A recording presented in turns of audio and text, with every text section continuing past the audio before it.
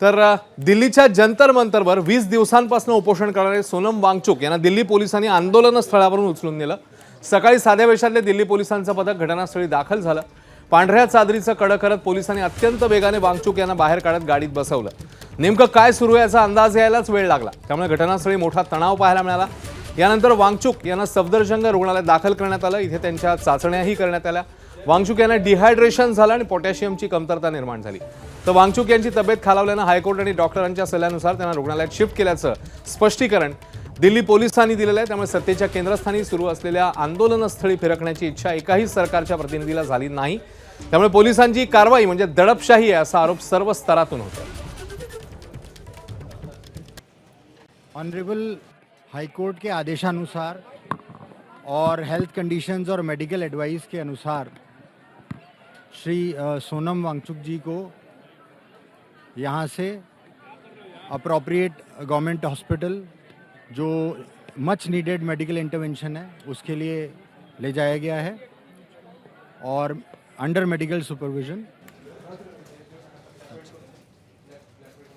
तर दिल्लीमध्ये सोनम वांगचुक यांच्या आंदोलनावर केंद्र सरकारने केवळ बघ्याची भूमिका घेतली अशी टीका केली शरद पवारांनी। अंदाज असा होता की या फारसा दिवसात त्यांना असे करते आणि नेमकं तसं झालं। त्याची मागणी काय होती की मनसेचा राजीनामा, हे आपल्या आवाक्याच्या बाहेर आहे हे ज्यावेळेला लक्षात आलं त्यावेळेला हा असं करण्याचा निर्णय घेतला आणि त्याप्रमाणे आज पाहते त्यांची अटक त्यांनी केली।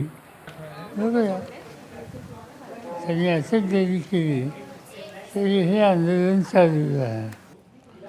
तर सोमवारी होणाऱ्या आंदोलनात सर्वांनी सहभागी व्हावं असं आवाहन उद्धव ठाकरेंनी केलं। तर शरद पवारांची राष्ट्रवादी देखील दिल्लीमध्ये सोमवारी होणाऱ्या आंदोलनात सहभागी होईल अशी माहिती अनिल देशमुख यांनी दिली।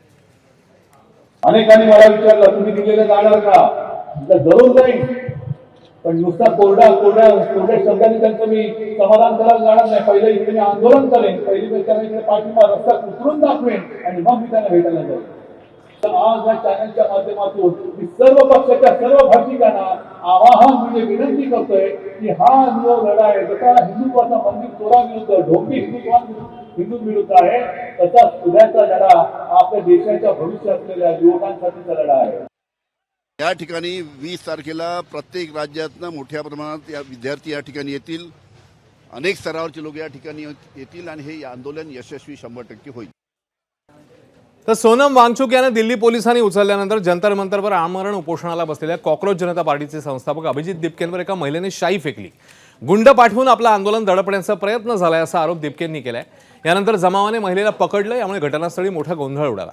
मनसे नेते अमित ठाकरेंसोबत बाळा नांदगावकर, संदीप देशपांडे, नितीन सरदेसाईंनी जंतर मंतरवर जाऊन दिपकेंची भेट घेतली। दरम्यान 20 तारखेला संसदेवर विराट मोर्चा काढण्याचा एल्गार अभिजित दिपकेंनी केलाय। यावेळी वांगचुक यांच्या पत्नी गीतांजली वांगचुकही मोर्चात सहभागी होणार आहेत। तसंच अनेक राजकीय पक्षांनी आंदोलनाला पाठिंबा दिलाय।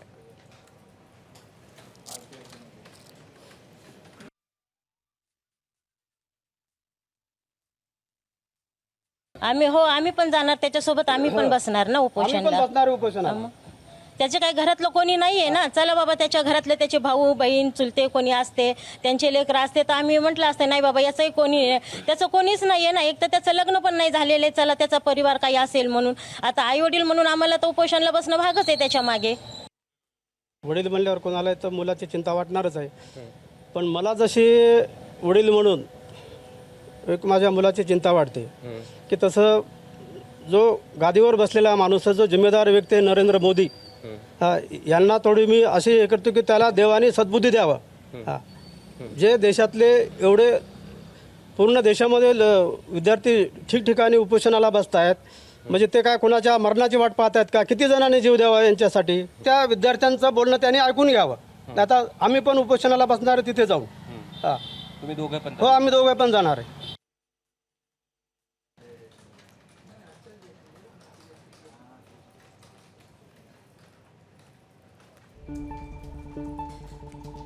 वो बिल्कुल ठीक हो जाएंगे और वो यात्रा के लिए रेडी होंगे। और ये आंदोलन पार्टी के बच्चों ने इंक्लूडिंग अभिजीत ने जारी रखा है। और अगर सोनम ना भी ज्वाइन कर सके वो यात्रा को, तो मैं उनको रिप्रेजेंट करते हुए वो यात्रा को लीड करूंगी। और वो होगा मंडे को जो प्लान है, वो ऐसा नहीं है कि सोनम को अगर वहां से जबरदस्ती ले आए हैं तो वो रोक सकते हैं।